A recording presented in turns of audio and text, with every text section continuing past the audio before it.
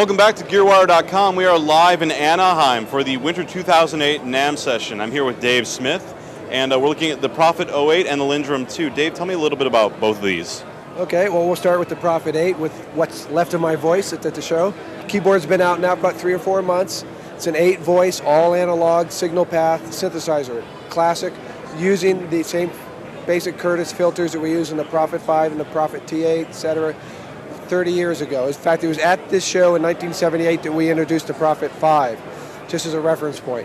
Back when it was in the basement of the Disneyland Hotel. Show was a little smaller back then. Anyhow, as you can see, compact, price is right, $2,000 street price, and goes well beyond what the Prophet 5 could do, but it's got the same basic soul, same basic sounds, goes well beyond it.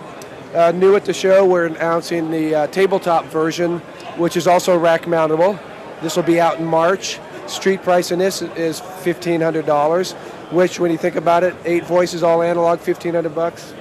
You know, why bother with that virtual stuff? It's a great price. Exactly.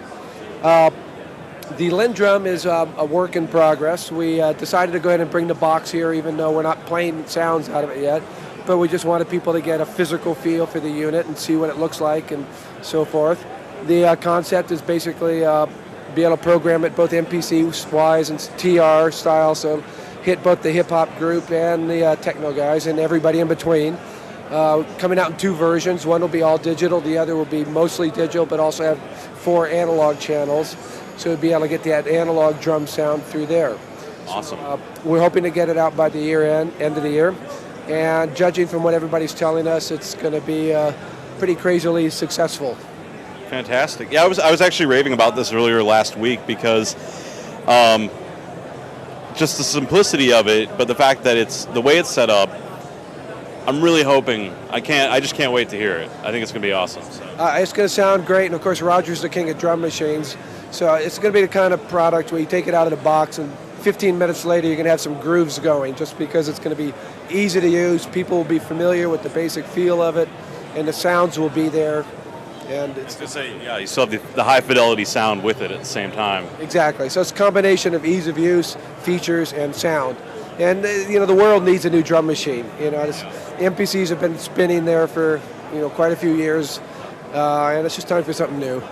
And that was my review of both of these initially. Was that, and it seems like my hopes were completely well founded. But I said, every once in a while, you need a new synthesizer or drum machine to come along that becomes a new sort of benchmark, if you will.